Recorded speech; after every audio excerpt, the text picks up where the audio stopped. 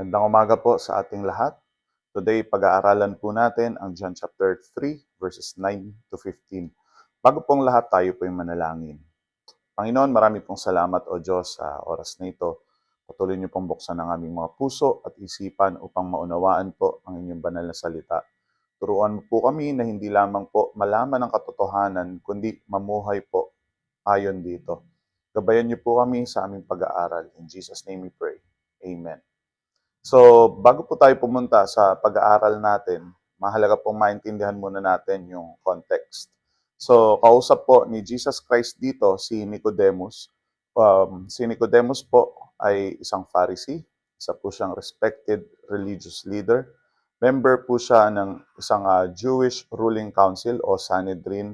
Eksperto po siya pagdating po sa Old Testament. So, sa madaling salita, isa po siyang tao na may mataas na education pagdating po sa religion. Sa John chapter 3 verses 1 to 8, sinabi po ni Jesus, unless one is born again, he cannot enter the kingdom of God or he cannot see the kingdom of God. So nalito doon si Nicodemus kasi literal po yung pagkakaintindi niya. Iniisip niya, paano kaya siya ipapanganak muli o paano ko ipapanganak muli matanda na ako. Ngunit ang tinutukoy po ni Jesus ay spiritual birth, hindi po physical birth. So dito po nagsimula yung passage ng John chapter 3. Ngayon, tignan po natin yung verse 9. Sabi po, Nicodemus answered and said unto him, how can these things be? So nalilito pa rin si Nicodemus. Parang sinasabi niya, how is it possible na mangyari itong mga bagay na ito? So, hindi ito simpleng tanong lang. Parang sinasabi niya, Panginoon or Jesus, hindi ko maintindihan. Hindi ito pasok sa alam ko.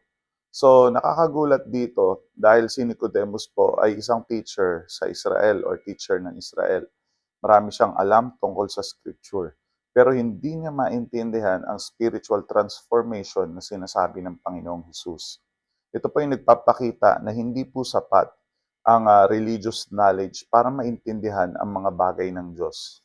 May mga tao po na maraming alam tungkol po sa Bible, pero hindi pa nila naranasan ang tunay na pagbabago sa puso. Kung i-apply po natin ito sa ating mga buhay, marami pong mga tao ngayon na marunong mag-quote ng mga Bible verses. Matagal na pong churchgoer, active sa ministry, pero maaaring hindi po talaga nila nararanasan pa yung bagong buhay mula sa Panginoong Kristo. Ang tanong po, tayo ba ay may information lang tungkol sa Diyos o meron tayong tunay na relationship sa Kanya? Hindi po sapat yung knowledge lang. Kailangan po merong transformation. So sa verse 10, kung titignan po natin, sabi doon, Jesus answered and said unto him, Thou art a master of Israel, and knowest not these things? So, kung titignan natin, medyo matindi po yung sagot ng Panginoong Kristo dito. Yung salita pong master, sa Greek word po ay didaskalos. Ang ibig sabihin po, teacher or instructor. Parang sinasabi po ng Panginoong Hesus, ikaw ang isa sa pangunahing guro ng Israel, pero hindi mo nauunawaan to. So, ganun po yung tinatanong ng Panginoong Kristo. Bakit dapat alam ni Nicodemus? Dahil kahit po sa Old Testament pa lang, meron na pong prophecy tungkol po sa spiritual renewal. Example na lang po sa Ezekiel chapter 36 verse 26. Ang sabi doon, I will give you a new heart. Sa verse 27, I will put my spirit within you. So, matagal na pong ipinangako ng Diyos ang pagbabago ng puso. Kung i-apply po natin sa buhay natin, minsan maraming taon na tayong Kristiyano pero mababaw pa rin ang spiritual understanding natin. Hindi po sukutan ng maturity yung tagal natin sa church, yung dami ng alam, yung dami ng ministry. Ang tunay na sukatan po ay nababago ba yung puso natin. Ang sabi sa verse 11, Verily, verily, I say unto thee, we speak that we do know and testify that we have seen, and ye receive not our witness. Kung titignan po natin dito yung phrase na verily, verily, ang ibig sabihin nito ay napakahalaga ng sasabihin ko. So, doble po yung pagkagamit ni Jesus para bigyang diin yung katotohanan. Sinasabi po ng Panginoong Kristo, ang sinasabi ko ay first and truth. Hindi siya hearsay, hindi siya opinion, hindi siya speculation. So, si Jesus po ay galing sa langit. Alam niya ang kanyang sinasabi. Pero may problema. Hindi tinatanggap ng marami ang kanyang testimony. Kung titingnan natin, hanggang ngayon, ganito pa rin. Maraming mga tao ang naniniwala sa science, naniniwala sa social media, naniniwala sa influencers, pero nagdududa sa salita ng Diyos. Ito po yung challenge. Kanino tayo mas nagtitiwala? Sa opinion po ba ng mga tao o sa salita ng ating Panginoon? Sa verse 12, ang sabi po, "If I have told you earthly things, and ye believe not, how shall ye believe if I tell you of heavenly things?" Ang tinutukoy po ng Panginoon dito na earthly things ay hindi po yung worldly things. Ang ibig niyang sabihin, yung mga spiritual things, inilalarawan niya gamit po yung earthly examples, katulad ng birth, wind, water. So gumamit siya ng mga illustration na earthly. Mga bagay na ginagamit ni Jesus po para ipaliwanag yung spiritual realities. Kung hindi pa naintindihan ni Nicodemus yung basic illustration, paano niyo maunawaan ang mas malalim na heavenly truths? Ngayon po, kung titignan natin at i-apply sa ating mga buhay, mahalaga po ang humility sa pag-aaral po ng Bible. May mga Kristiyano na gusto agad ng end times, wala namang masama, di ba? Yung deep theology, prophecy, pero hirap pa sa obedience, yung mga basic, hirap sa prayer, hirap sa forgiveness, hirap sa holiness. So, bago tayo lumalim, kasi wala naman pong masama na lumalim tayo sa pag-aaral. Pero bago tayo lumalim, kailangan muna nating isabuhay ang pangunahing katotohanan ng ating pananampalataya. Verse 13, ang sabi po, "And no man has ascended up to heaven but he that came down from heaven, even the Son of Man which is in heaven." So dito pinapakita po ng Panginoon Kristo yung kanyang divine authority. Walang tao na umakyat sa langit upang kumuha ng divine knowledge. So si Jesus lamang po ang bumaba mula sa langit at siya ang may perpektong kaalaman tungkol sa Diyos. Yung phrase na Son of Man, ito po yung paboritong title ni Jesus para sa kanyang sarili. Ito po ay mula sa Book of Daniel, particularly sa Daniel chapter 7 verses 13 to 14. Ang Son of Man po ay heavenly figure, receives authority, receives kingdom, receives worship. So, hindi lang siya tao. Ito po ay messianic title.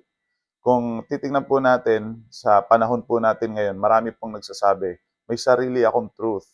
My truth, your truth, diba? Pero ang tunay po na katotohanan ay hindi po galing sa tao. Ang tunay na katotohanan po ay galing kay Kristo. Kung gusto nating malaman ng Diyos, kay Jesus tayo tumingin. Sa verse 14, ang sabi po, "And as Moses lifted up the serpent in the wilderness, even so the Son of Man be lifted up." So, tignan muna natin yung background nito. Napakahalaga ng verse na ito. Nagre-refer to sa pangyayari sa Book of Numbers na nangyari po sa wilderness. Nagreklamo ang Israel laban sa Diyos. So, bilang judgment, nagpadala ang Diyos ng poisonous serpents. Maraming namatay na magsisi ang mga tao. Sinabi ng Diyos kay Moses, gumawa ng bronze serpent. Itataas ito sa isang pool. Kapag tinuklaw ang sinuman at tumingin sa bronze serpent, mabubuhay siya. So, yun po yung nangyari doon. Ang important Greek word po dito ay lifted up. Ito po sa Greek ay hypsothenai. May dalawang kahulugan po ito. Lifted physically, pangalawa, exalted or glorified. Ito ay tumutukoy sa crucifixion ni Jesus.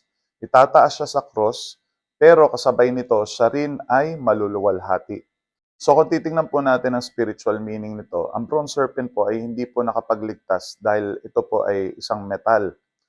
Naligtas ang tao dahil naniwala siya sa salita ng Diyos. Tumingin siya sa provision ng Diyos at gayon din ngayon. Kung titingnan po natin, hindi tayo naliligtas po sa good works, hindi tayo naliligtas sa religion, church attendance. Naliligtas tayo kapag tumingin tayo kay Jesus Christ ng may pananampalataya. Ngayon, if we will apply it into our daily lives, kapag tayo po ay sugatan ng kasalanan, lugmok sa guilt, nalulunod sa shame, ang solution ay hindi improvement ng sarili or self-improvement. ang unang kailangan po natin ay tumingin sa Panginoong Hesukristo. Ang cross ang lunas ng Diyos para sa problema ng kasalanan. Sa verse 15 ang sabi, that whosoever believeth in Him should not perish but have eternal life. So, ito yung layunin ng pagka-lift ni Jesus. Ang sabi po doon, whosoever. So, napakalawak po ng invitation.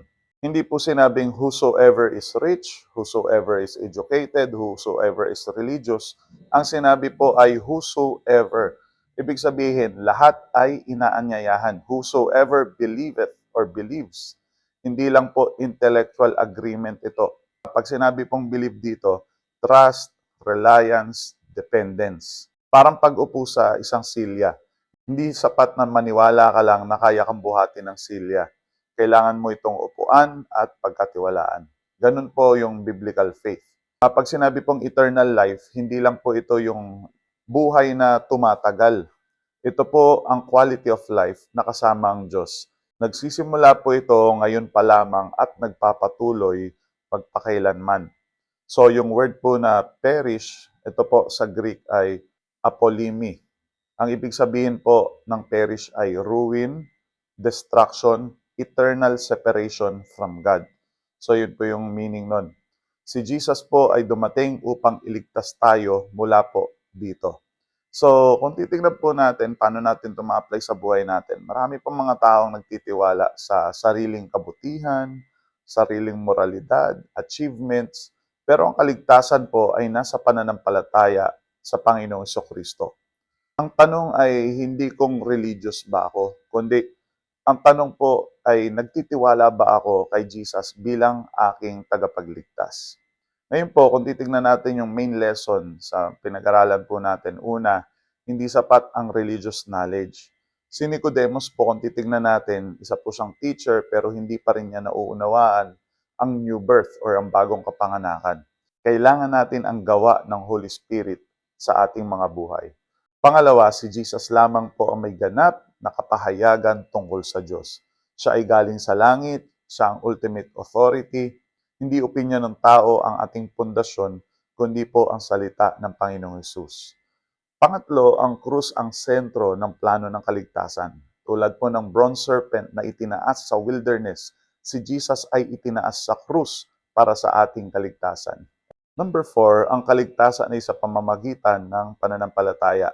Hindi po sa pamamagitan ng gawa, hindi sa pamamagitan ng relihiyon, hindi sa pamamagitan ng tradisyon, kundi pagtitiwala kay Jesus. Panglima po, ang eternal life ay available po sa lahat. Whosoever believes. So walang sino man ang excluded sa invitation po ng Diyos. In conclusion po, sa John chapter 3 verses 9 to 15, nakita natin ang isang reliyosong leader na nahirapang unawain ang mga bagay ng Diyos. Ngunit ipinapakita ni Jesus na ang kaligtasan ay hindi nakukuha sa kaalaman, sa posisyon, sa relihiyon. Ito ay bunga ng bagong kapanganakan mula sa ating Diyos at ng pananampalataya sa anak ng tao na itinaas para sa ating kaligtasan. Ang sino mang lumapit sa Kanya ng may pananampalataya ay tumanggap ng buhay na walang hanggan. So let us pray. Father in heaven, maraming salamat po sa mga salita mo. Thank you, Lord Jesus, dahil ikaw ay tinaas para sa aming kaligtasan.